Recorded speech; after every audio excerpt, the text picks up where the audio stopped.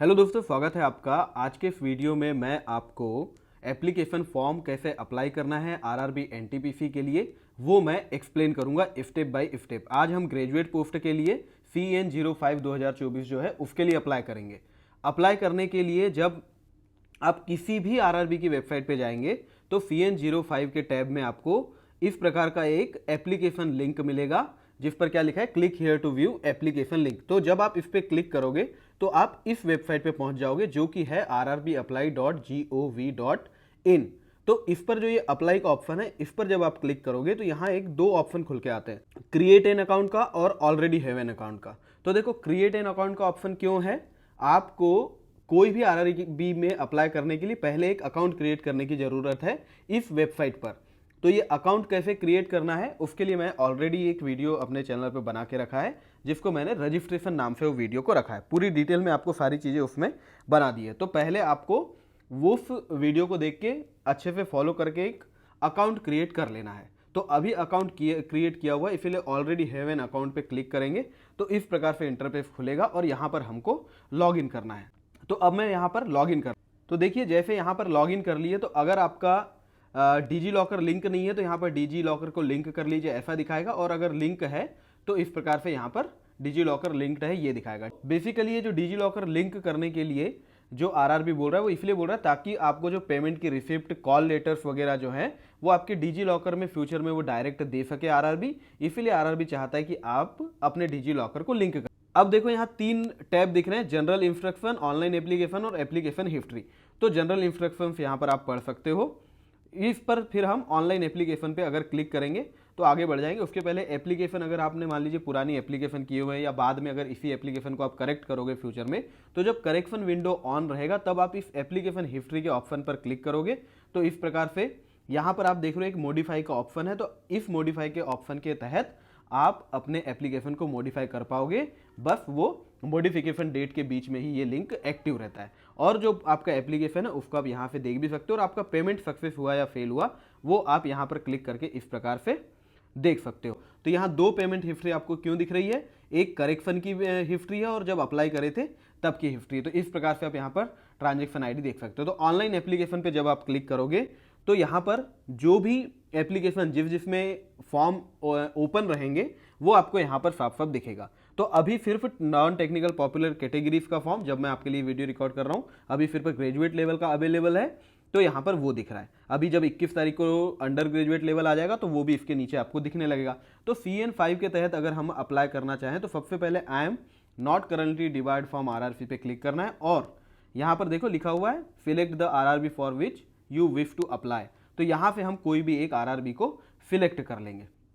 Late से आपने बिलासपुर को सिलेक्ट किया और आप इस पे नेक्स्ट कर देंगे। तो मान लीजिए आप बिलासपुर पे नेक्स्ट करेंगे तो यहाँ पर क्या होगा, जो आपकी पुरानी डिटेल्स जितनी भी थी वो सारी की सारी यहाँ पर आकर के आपको दिख जाएगी। ये बोल रहे हैं कि आपका प्रीवियस डेटा जो सेव्ड था, यानी जो रजिस्ट्रेशन फॉर्म से आता है क्रिएट एन अकाउंट के समय जो हम यूज़ करते हैं वो यहाँ पर ऑलरेडी है। तो आप इस डिटेल्स को एक बार चेक कर लीजिए, ऐसा यहाँ पर है। ईमेल एड्रेस, मोबाइल, जेंडर तक तो डिटेल्स फिल रहेगी। आपको marital status, religion, mother tongue, choice of language of examination, permanent visible mark जो आइडेंटिफिकेशन के लिए रहेगा वो यहाँ पर आपको फिल करना रहेगा। आइडेंटिफिकेशन मार्कों को लेकर मैं आपको बता देता हूँ, दोनों मार्क्स भरना और अच्छे से सोच समझ के भरना, ठीक है। इसमें गलती मत करना, एक बार देख लो कोई परमानेंट मार्क्स और उनको डाल दो। उसके तुरंत नीचे आपका रहेगा यहाँ पर कम्युनिटी डिटेल्स को डालने का। तो देखो कम्युनिटी डिटेल में सर्टिफिकेट नंबर क्या डालना है ये ज़्यादा लोगों का सवाल है और इशूइंग अथॉरिटी को लेके। तो जब मैंने रजिस्ट्रेशन दिखाया था तब भी आपको ये बताया था, एक बार फिर से मैं आपको बता रहा हूँ।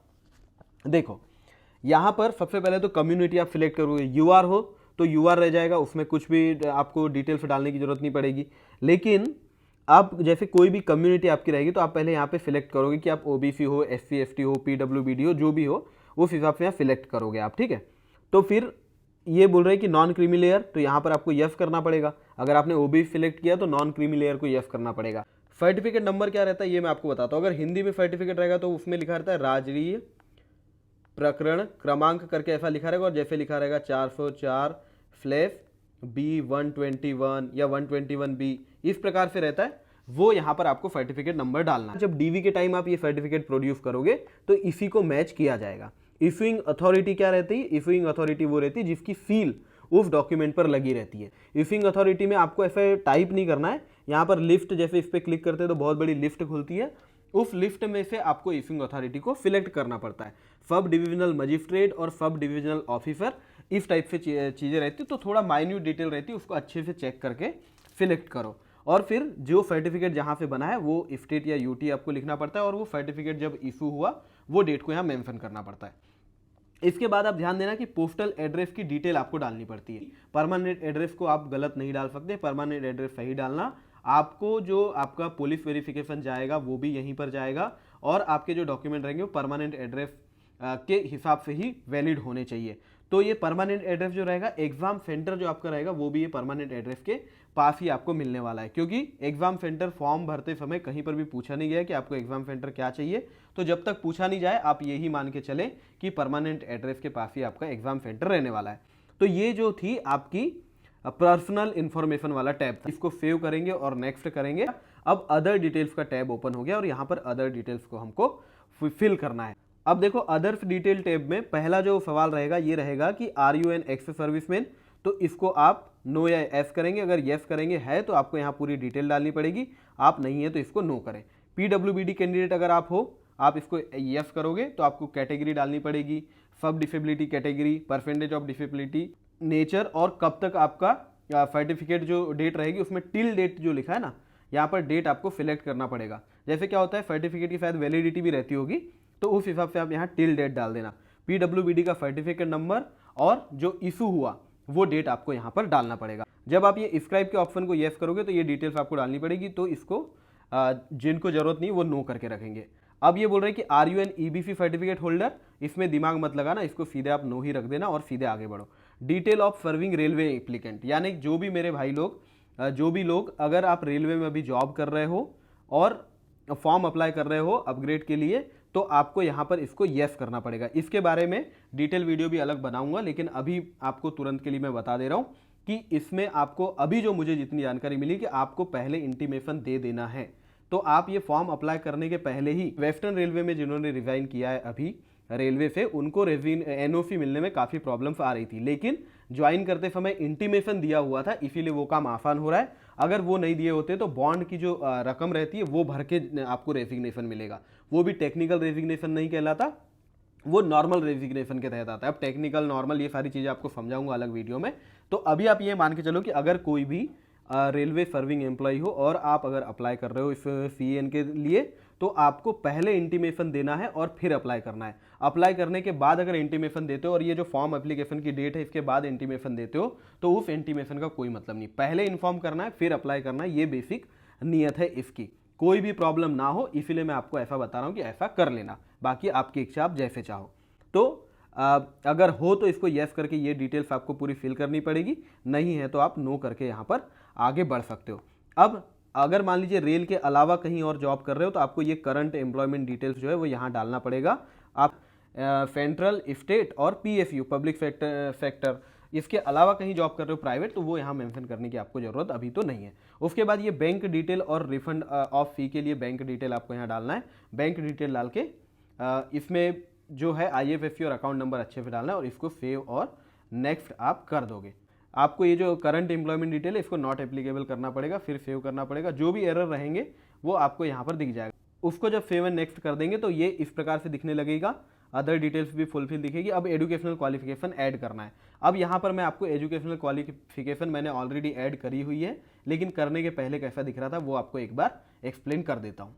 ये जो ऊपर वाले पार्ट में आपको जो डिटेल दिख रही है, तो रजिस्ट्रेशन के समय जो 10th की मार्कशीट थी वो आ गई थी, लेकिन उसके बाद भी आपको एक बार फिर से अपने 10th की मार्कशीट का PDF जो है वो यहाँ पे अपलोड करना है, जो कि क्या होती है 500 KB की फाइल होती है, वो अपलोड करना ही है। देखो फिर से बोल रहा हूँ, यहाँ पे साफ साफ लिखा है upload valid matriculation SLC certificate, तो आपको 10th का ही अपलोड करना है। यहाँ पे डिग्री अपनी अपलोड मत कर देना। तो यहाँ पर अपनी सारी डिग्री की डिटेल्स आप डाल दोगे और यहाँ पर 10th की मार्कशीट अपलोड कर दोगे। अब जिस भी भाई ने, अगर देखो यहाँ पर एक चीज़ इस पर जो विशेष ध्यान देना है आपको, ये क्या पूछ रहा है कि do you have typing proficiency in English और हिंदी ऑन कंप्यूटर, तो इसको आपको येस ही करना है। आपको टाइपिंग का T नहीं आता, फिर भी आपको इसको येस करना है, क्योंकि यस कर दोगे तो कोई बात नहीं, यस कर दोगे तो कुछ भी डॉक्यूमेंट नहीं मांग रहा है। तो मेरे जो भी भाई लोग या जो भी एस्पिरेंट दोस्त, अगर मान लीजिए आप टाइपिंग को नो कर देते हो तो यहाँ पर देखो क्या लिख के आ रहा है कि ये मस्ट है, ये मैंडेटरी है। अगर आप ये नहीं कर पा रहे हो तो कैटेगरी 4 और 5 के लिए आपको दिक्कत हो सकती है कि टाइपिंग प्रोफिशिएंसी बहुत जरूरी है। कैंडिडेट को हिंदी या इंग्लिश में टाइपिंग स्पीड टेस्ट में आने के पहले टाइपिंग में प्रोफिशिएंट होना पड़ेगा, यानी टाइपिंग उसको आनी चाहिए फॉर कैटेगरी 4 एंड कैटेगरी 5। तो आप अगर इसको नो करके आगे जाते हो तो आपको फ्यूचर में प्रॉब्लम हो सकती है, क्योंकि देखो अगर येस भी कर रहे हो तो आपको टाइपिंग का प्रूफ कहीं पे नहीं डालना है कि कोई सर्टिफिकेट डालना है या कुछ। फिर से बोल रहा हूँ, टाइपिंग के सर्टिफिकेट की कोई भी जरूरत नहीं है, आपको सिर्फ इसको येस ही करना है। अगर आपको दिमाग में कुछ समझ नहीं आ रहा है तो मेरी बात मान के इसको सिर्फ येस कर दो और बात आगे बढ़ाओ। अगर नो करोगे तो कैटेगरी 4 और 5 के लिए आपको दिक्कत आ सकती है। तो कैटेगरी 4 और 5 क्या है यहाँ पर देख लो। कैटेगरी 4 और कैटेगरी 5 ये है JAA और सीनियर क्लर्क कम टाइपिस्ट की पोस्ट है, लेवल 5 की दोनों पोस्ट है। इसकी अगर आप यहाँ पर देखोगे क्वालिफिकेशन तो यहाँ पर टाइपिंग प्रोफिशिएंसी मैंडेटरी है, यानी कि ये हो सकता है कि अगर आप उसको नो कर दिए तो इस पर आप कंसिडर भी ना किए जाओ। जस्ट केस बता रहा हूँ आपको, तो आपको उसको येस ही करना है, क्योंकि यहाँ पर क्वालिफिकेशन में ही साफ साफ लिखा हुआ है कि टाइपिंग प्रोफिशिएंसी आपकी होनी चाहिए। आप जब एजुकेशनल क्वालिफिकेशन की डिटेल यहाँ पर फिल कर दोगे, 10th की मार्कशीट अपलोड कर दोगे तो ये अपलोडेड सक्सेसफुली दिख के आएगा और इसको भी येस करना है और सेव एंड नेक्स्ट करना है। जब नेक्स्ट कर दोगे तो इस प्रकार से यहाँ पर आपकी जो आपने सेकंड जो क्वालिफिकेशन थी वो भी यहाँ पर ऐड हो जाएगी। फिर से बोल रहा हूँ, मार्कशीट 10th वाली ही अपलोड करना है वहाँ पे जो लिखा हुआ है, और फिर इसको आप नेक्स्ट कर दोगे, यानी आपका पर्सनल डिटेल, अदर डिटेल और एजुकेशनल क्वालिफिकेशन की डिटेल यहाँ पर ऐड हो गई। अब अगर मान लीजिए कोई भाई ये पूछना चाह रहे हैं कि आप इसको अगर यहाँ पर ये बैचलर डिग्री को ऐड नहीं करोगे और आगे बढ़ोगे तो क्या होएगा, आगे बढ़ोगे तो आपको क्या लिख के आएगा वो मैं दिखा देता हूँ, क्योंकि टेलीग्राम ग्रुप पे किसी ने वो मैसेज किया था कि ऐसा क्यों आ रहा है। जब वो प्रेफरेंस वाले फॉर्म को फिल करने जाओगे आप, और अगर आपने एजुकेशनल क्वालिफिकेशन जैसा अभी ऐड करना दिखाया डिग्री अगर नहीं करोगे तो आप इसमें एलिजिबल नहीं रहोगे, जो भी पोस्ट इस नोटिफिकेशन में रहेगी वो, क्योंकि मिनिमम क्वालिफिकेशन क्या है, ग्रेजुएशन। तो आपको पहले जा करके उसको अपलोड करना पड़ेगा, नहीं तो ये लास्ट स्टेज पे जाकर के आपको पता चलेगा कि यू आर नॉट एलिजिबल लिख के आएगा। ये लिख के क्यों आ रहा है, क्योंकि आपने एजुकेशनल क्वालिफिकेशन वहाँ पर ऐड नहीं करे हो, आगे बढ़ते गए हो बस। आप उसमें MSc ये सब भी ऐड कर सकते हो, लेकिन मिनिमम तो ग्रेजुएशन है, तो आपको ग्रेजुएशन करना पड़ेगा। तो ये डाउट भी मैंने समझा दिया, एक भाई ने टेलीग्राम पे मैसेज में पूछा था। पहले तो देखो तो ये एक ही क्वालिफिकेशन दिख रही थी, ये सब ऐड करें तो यहाँ पर ये दूसरी क्वालिफिकेशन भी ऐड हो गई। अब ये मिनिमम जो क्वालिफिकेशन थी उसको इन्होंने क्वालिफाई कर लिया। तो अब अगर जब ये आगे जाएंगे तो इस प्रकार से जो यहाँ पर कमी दिख रही थी ये उनको देखना नहीं पड़ेगा, ठीक है। अब अगला जो स्टेप है वो मैं आपको दिखाता हूँ। उसके पहले देख लो, जब उसके लिए आगे जाएंगे तो यहाँ पर दिखेगा, मतलब पहले अगर आपने 2024 में कोई भी फॉर्म अप्लाई किया हुआ है तो उसमें जो फोटो और सिग्नेचर आपने लगाए थे वो आपको यहाँ पर ऑटोमेटिकली आ जाएंगे। अब आपको बस ये देखना है कि 6 महीना तो नहीं हो गया उस फोटो को अपलोड किए हुए। अगर 6 महीने हो गए हैं तो आपको फिर नई फोटो खींच करके नई फोटो बना के अपलोड करना चाहिए। अब देखो एजुकेशनल क्वालिफिकेशन को जब हमने डिटेल को फिल करके आगे बढ़े तो यहाँ पर आया अपलोड प्रोफाइल फोटो वाला टैब खुल गया। तो इस प्रकार से आप अगर देखोगे तो यहाँ तक देखो आप, तो यहाँ पर आपकी जो डिटेल ऑफ सर्टिफिकेट है ये यहाँ पर दिख रहा है, और यहाँ क्या लिखा हुआ है, document uploaded should be legible, यानी कि पढ़ते बनना चाहिए उनको। When print out is taken, यानी ब्लर्ड डॉक्यूमेंट रहेंगे वो एक्सेप्ट नहीं होंगे, और document will be verified in later stages, only PDF document will be accepted. तो आपने जो PDF अपलोड करी याद रखना वो एकदम क्लीन रहना चाहिए कि उसका प्रिंट आउट लिया जाए तो वो पढ़ते बनना चाहिए। और आपने यहाँ पर जो भी सर्टिफिकेट अपलोड किया वो दिखेगा, जैसे मैट्रिकुलेशन का सर्टिफिकेट हमने अपलोड किया तो यहाँ पर एक बार व्यू के ऑप्शन पे जाके व्यू जरूर कर लेना। व्यू इसीलिए कर लेना कि जो आपने अपलोड किया सही डॉक्यूमेंट किया कि नहीं, क्योंकि गलत डॉक्यूमेंट भी अपलोड हो जाता है और बढ़िया से हो जाता है, आपको पता भी नहीं चलेगा। तो व्यू जरूर कर लेना। लेकिन फोटो की जो डिटेल्स है वो यहाँ पर आप अच्छे से पढ़ सकते हो। मैं अलग से वीडियो बना के आपको ये बता दूंगा कि बिना नेट कैफे गए भी आप अपने आप से खुद कैसे फोटो बना पाओगे, PDF बना पाओगे और फॉर्म अप्लाई कर सकोगे। लेकिन मेरी सजेशन रहेगी रिस्क मत लो। आपको अगर वो नहीं बनता, फोटो वोटो बनाते तो आप क्या करो, देखो सबसे पहले तो फोटोग्राफर के पास जाकर के आपको एक बढ़िया 12 फोटो बना लेनी है। यहाँ पर नहीं लिखा लेकिन नोटिफिकेशन में लिखा हुआ है कि जो फोटो है उसमें कोशिश करना है कि 50% आपका चेहरा ही दिखे। फोटो जितनी भी बड़ी उसमें 50% आपके चेहरे का पार्ट रहना चाहिए। आपने चश्मा कैप कुछ पहने हुआ नहीं होना चाहिए, यानी पावर वाला चश्मा पहनते तो उसमें आईज आपकी एकदम विजिबल होना चाहिए और चश्मे पर कोई भी रिफ्लेक्शन नहीं होना चाहिए। मैं तो बोलूँगा कि अगर आप चश्मा पहनते भी हो तो बिना चश्मे के भी फोटो खिंचवा के आप डाल सकते हो। ये 30 से 70 KB की फोटो जो भी यहाँ डायमेंशन है सब लिख करके आ जाती है, तो आप 30 से 70 KB के बीच की फोटो का साइज बनवा सकते हो। तो नेट कैफे वाले भैया से आपको क्या करना है, ये फोटो और फिर इधर सिग्नेचर के भी यहाँ पर ये सब दिख रहा है, एक बार पढ़ लेना, स्क्रीनशॉट भी ले लो। ये डिटेल्स ले जा करके आप नेट कैफे वाले भैया से 10th की मार्कशीट की PDF, अपने कास्ट सर्टिफिकेट की PDF, जो PDF बनेगी वो 500 KB से कम साइज की बनना चाहिए, इस बात पे ध्यान दो। अब मैं आपको भैया से मतलब नेट कैफे वाले भैया से डॉक्यूमेंट बनवाने बोल रहा हूँ, फोटो बनवाने बोल रहा हूँ, लेकिन फॉर्म खुद से भर लेना क्यों बोल रहा हूँ, क्योंकि आप देखो जितनी बारीकियां फॉर्म अप्लाई करते समय है, देखो नेट कैफे वाले भैया भरते हैं कम से कम 1000 लोगों के फॉर्म एक वैकेंसी के लिए, मुश्किल से उस 1000 में से कोई एक बच्चा सिलेक्ट होता है। तो आप सोचो कि जब नेट कैफे वाले भैया भरते हैं तो वो 999 लोगों के हिसाब से फॉर्म भरेंगे या आप एक अकेले के हिसाब से भरेंगे, और तो आप खुद से एक एक चीज को पढ़ करके भर सकते हो अपने से फॉर्म। अब इसको अगर सेव करें और नेक्स्ट करें तो अब यहाँ पर आ गया आपको प्रेफरेंस डालने के बारे में। तो इतनी सारी पोस्ट है, इसमें से आपको प्रेफरेंस डालना है। अब मैं आपको ये बिल्कुल नहीं बताऊंगा कि आपको क्या प्रेफरेंस डालनी चाहिए, अगर समय मिलेगा और मुझे ठीक लगेगा तो पोस्ट के बारे में आपको थोड़ी डिटेल्स दे दूंगा, जॉब प्रोफाइल पे वीडियो में बनाऊंगा ही, लेकिन प्रेफरेंस आपको क्या डालना चाहिए इस बारे में आप यूट्यूब पे बाकी रिसर्च कर सकते हो। इसको कैसे करना है आप जब खुद करोगे तो इस प्रकार से जैसे करोगे तो देखो नंबर 1 पे आ गई तीसरे नंबर की पोस्ट। तो जो भी आपको सबसे पहले रखना, जैसे मान लीजिए आप स्टेशन मास्टर को अगर ऊपर रखते हो CR वाले, पहले देखो सेंट्रल रेलवे में भी स्टेशन मास्टर है, क्योंकि RRB बिलासपुर सिलेक्ट किया है मैंने, तो सेंट्रल रेलवे में भी है और ACCR में भी है, तो स्टेशन मास्टर ACCR में भी। तो देखो आप यहाँ पर देखो 1.2 पॉइंट बनते जा रहे हैं ना। पहली प्रेफरेंस क्या बनते जा रही है, स्टेशन मास्टर, दूसरी क्या बन गई स्टेशन मास्टर, पहली वाली सेंट्रल रेलवे में, दूसरी साउथ ईस्ट सेंट्रल रेलवे में। इस प्रकार से क्लिक करके ऊपर से नीचे की तरफ जो भी दिखेगा वो आपकी पोस्ट रहेगी। जो प्रेफरेंस को आप फॉर्म में ऐड नहीं करोगे उसके लिए माना जाएगा कि आप जॉब नहीं चाहते, तो उससे रिलेटेड आपके कोई भी सुनवाई नहीं करी जाएगी। मान लीजिए आपने यहाँ पर 9 ऑप्शन दिख रहे हैं, इसमें से 8 ही डाले तो 9वें ऑप्शन पे आपको कंसीडर भी नहीं किया जाएगा। अब एक बात जो काफ़ी लोग बोल रहे हैं कि मेडिकली अनफिट, ये वो वाला जो बात आप समझ गए होंगे, मैं ये बोल रहा हूँ कि डिस्क्वालिफिकेशन को लेकर के बोल रहे हैं कि प्रेफरेंस बहुत सोच समझ के डालना, क्योंकि अगर पहली प्रेफरेंस आपकी मेडिकली फिट नहीं हुए तो जॉब नहीं मिलेगी, ऐसा यूट्यूब पे काफ़ी लोग बोल रहे हैं। उस बारे में मैं एक डिटेल शानदार वीडियो आपको बना के बताऊंगा। कोशिश करूंगा कि जब ये फॉर्म को एडिट करने का ऑप्शन रहे उसके पहले ही आपके लिए वो वीडियो बनाऊं, उसमें काफ़ी सारी बातें आपसे मुझे करनी रहेगी। तो इस प्रकार से आप यहाँ पर पूरी पोस्ट जो है इस प्रकार से सिलेक्ट कर लोगे। अब देखो इतना आगे बढ़ने के बाद भी आपके पास इसके बाद पूरा ऑप्शन रहेगा कि आप वापस ऐसा कोई भी किसी भी पार्ट पे वापस जा सकते हो और पूरी चीज़ों को सुधार सकते हो। अभी तक कोई गड़बड़ नहीं, यहाँ तक कि आप पूरा बैग जा करके, ये देखो पूरा बैग जा करके यहाँ पर अपना RRB भी बदल सकते हो अभी, क्योंकि जब तक फॉर्म आपने सबमिट नहीं किया है तब तक आप ये RRB भी बदल सकते हो। अभी देखो मैंने RRB बदल भी दिया था, फिर भी अगर नेक्स्ट करेंगे तो जो डिटेल आगे मैंने भरी थी वो सारी की सारी डिटेल जैसी की वैसी रहने वाली है।